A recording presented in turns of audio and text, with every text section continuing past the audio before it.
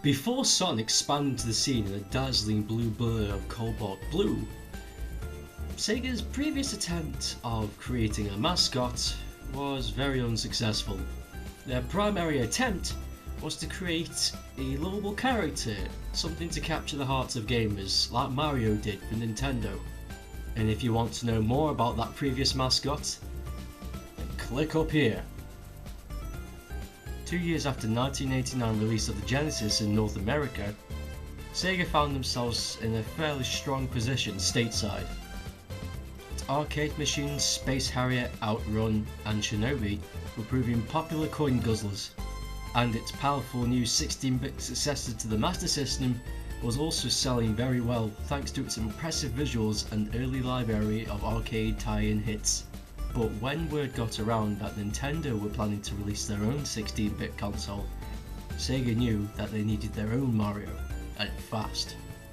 So it was Sega of Japan that famously set the best designers to take up the task of becoming up a brand new hero to present the company and its new console. During its internal stages of design, many designs were pitched and considered. Rabbits, armadillos, even human characters, but in the end it was the teal coloured hedgehog that was finally selected, put forward by the artist Naoto Noshima, who had previously worked and designed on games before, such as the first two Phantasy Star games. Originally dubbed Mr. Needlemouse, Oshima's creation went through a few changes before it became the zippy blue hedgehog that we know today. Early concepts for the character, which were dropped as a result of the makeover by Sega of America, had him playing in a rock band with his mouth drawn with fangs and in a relationship with a blonde human named Madonna.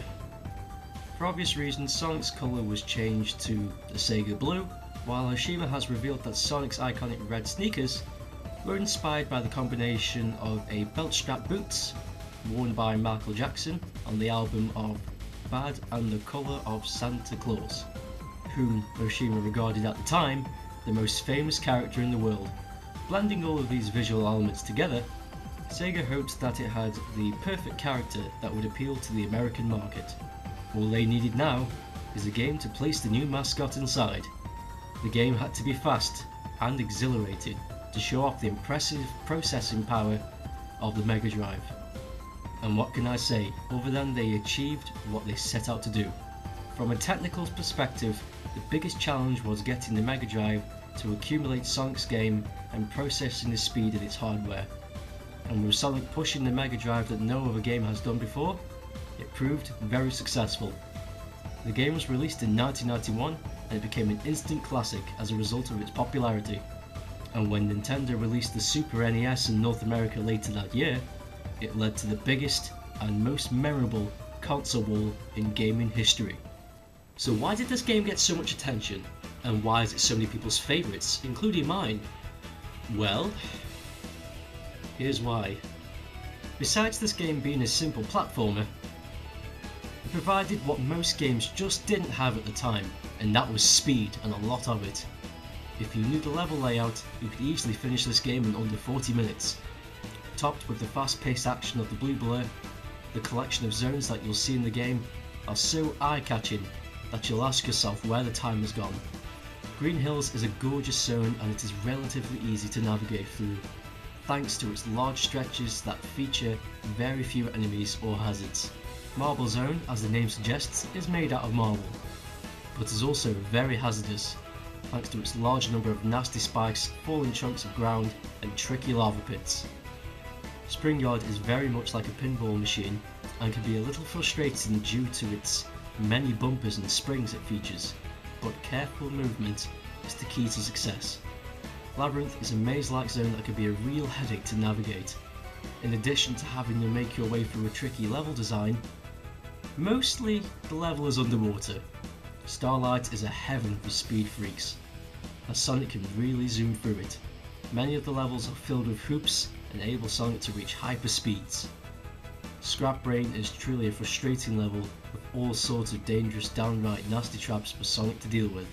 Conveyor belts, vanishing platforms, and intermittent gas eruptions, all combined to create this hellish stage that will require all of your skills to navigate.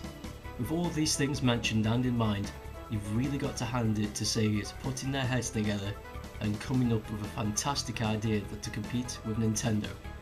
Sonic has been around since day one, and I feel that he's going to be around a hell of a lot longer. Same as Mario, those two are going to be duking it out for a long time, I imagine. This game is pretty much everywhere, so if you want to play it, just Google that shit and have fun. Hope you enjoyed the show, and I hope you enjoyed this Venetian shadow. A lot of sunlight, couldn't block it. Make sure to like my Facebook, follow my Twitter and subscribe to get the latest updates from my channel whenever you like. If you liked my video, then have a look through my features list. There's some good people there, and they could do with your views just as much as I did. Bye bye, and have a great day.